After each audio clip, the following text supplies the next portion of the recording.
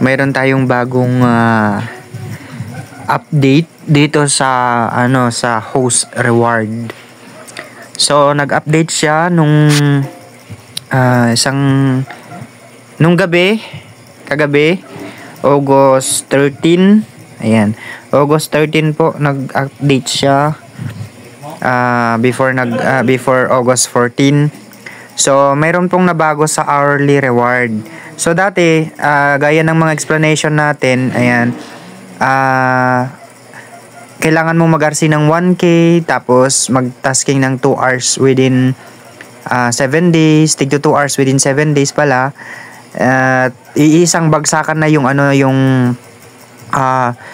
pagbibigay na nila ng new user task ninyo or new user rewards. Pero ngayon nag-update sila kasi madaming nagkaroon ng kumbaga usapan sa mga GCs ganyan, or nagkaroon ng madaming hindi pagkakaunawaan dun sa explanation ng mga rewards. Ayan, so ngayon nag-update si Uhu, ayan, sa bagong host reward niya. Dinagdagan na po niya at inilagay niya ang new user reward. So nandito na po siya, 5K.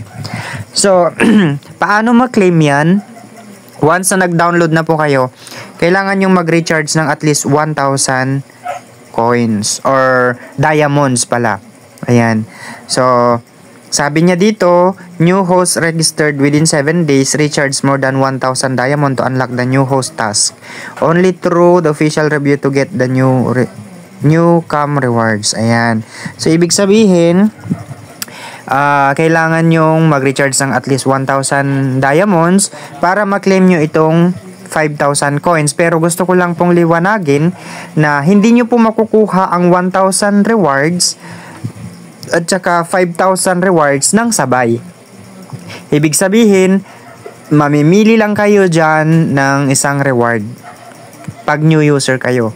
So mawawala na tong new user rewards nyo after 7 days. Ang maiiwan na lang is 1,000.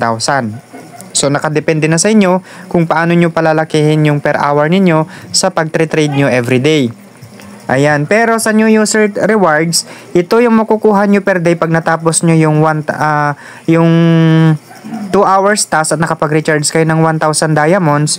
Ang makli-claim nyo lang is 5,000. Hindi na po masasali yung 1,000. So pag ni-receive nyo, ito lang 5,000 yung makukuha nyo. Kasi yan talaga lang yung makukuha nyo pag new user kayo. Yung 1,000 dyan sa taas, i-disregard nyo po yan kasi isa lang po yung pwede nyong makuha na reward sa isang araw. Okay, sana maintindihan nyo. Inuulit natin.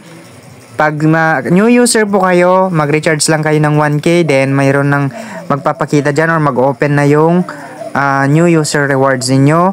Then mag-recharge kayo ng 1,000 diamonds para pag nag-task kayo ng 2 hours per day, ay marireceive nyo yung 5,000. Pag na-receive nyo yung 5,000, di nyo na po marireceive yung 1,000 o ma-automatic na marireceive na yan pero hindi siya papasok sa account nyo kasi sa dalawang task na dyan or rewards dyan, isa lang yung pwede nyong piliin at isa lang ang papasok sa inyong wallet. Ayan.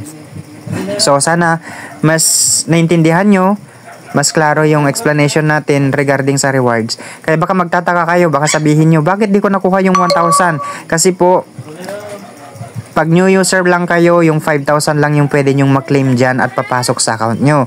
Yung 1,000 dyan sa task nya, hindi nyo na po yan maklaim kasi isang task lang ang pwede nyong maklaim pag new user task kayo. So, ang priority nyo is yung 5,000.